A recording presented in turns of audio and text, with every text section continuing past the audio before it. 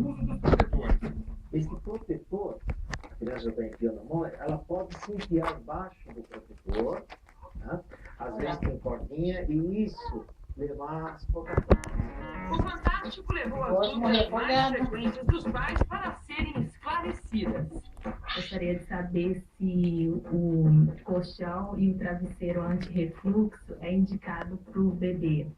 Ou então, se seria melhor o colchão reto e o travesseiro em formato de U. Primeiro, a gente tem que ter essa certeza clínica.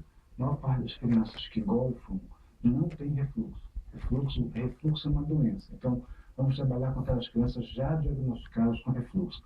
De fato, a posição levemente inclinada, 15, 20 graus, que corresponde a um nível um pouco mais grosso no berço, por gravidade, previne o refluxo. E travesseiros? Bebês precisam mesmo usar travesseiros? Os bebês não precisam de travesseiro. A função de um travesseiro é equilibrar a nuca com as costas. Então, não modifica o pescoço. Os bebês têm o pescoço bem curtinho. Então, não há necessidade desse equilíbrio.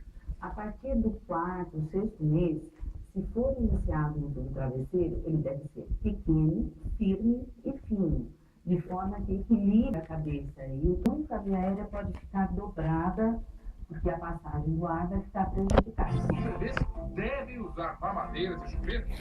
A imensa maioria das crianças não precisa de mamadeira nem chupeta. A gente contraindica, a gente defende que as crianças amamentem no seio exclusivamente até os 6 meses, e na hora dessa alimentação ser continuada, na forma de papo de fruta, de papo salgado, você dá em colher e o líquido ser usado em copo. Mas como fazer com as mães que não conseguem amamentar no peito? Para as crianças que usam mamadeira, eu diria às mães que, por favor, não deixem a criança tomar uma mamadeira sozinha. Isso tem que ser usado minimamente sob supervisão.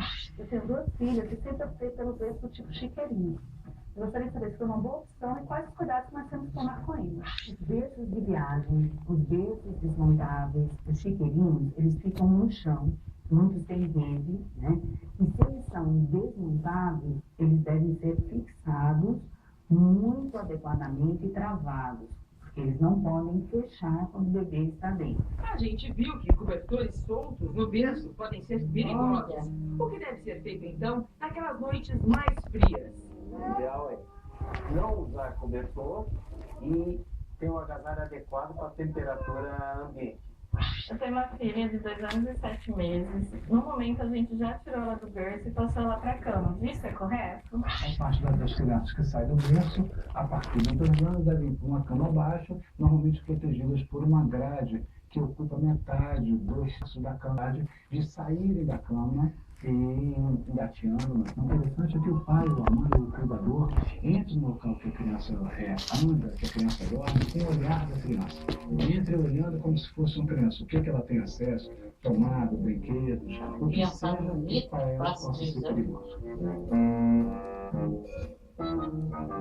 Descer na cara, contar da opinião. Agora vamos reencontrar o homem que dedicou sua vida a uma grande missão. Missão de ensinar filhotes de ursos a viver na floresta.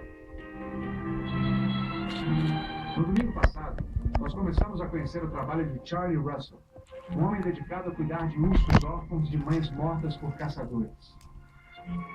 Acompanhamos o carinho e os ensinamentos que ele deu aos filhotes Andy e Melissa. E deixamos os 2 ursinhos pela primeira vez soltos na floresta. Agora eles têm que se defender sozinhos dos perigos que ela esconde.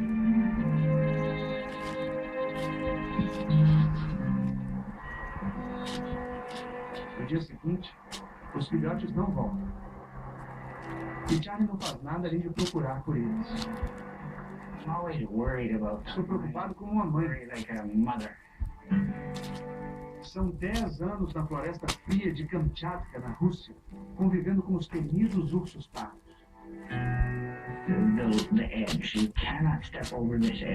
Eu preciso entender até onde posso ir. Há um limite de onde não se deve passar. Esse limite está aí fora. Eu duvido. Charlie leva Buck e Sky a um passeio na beira do lago.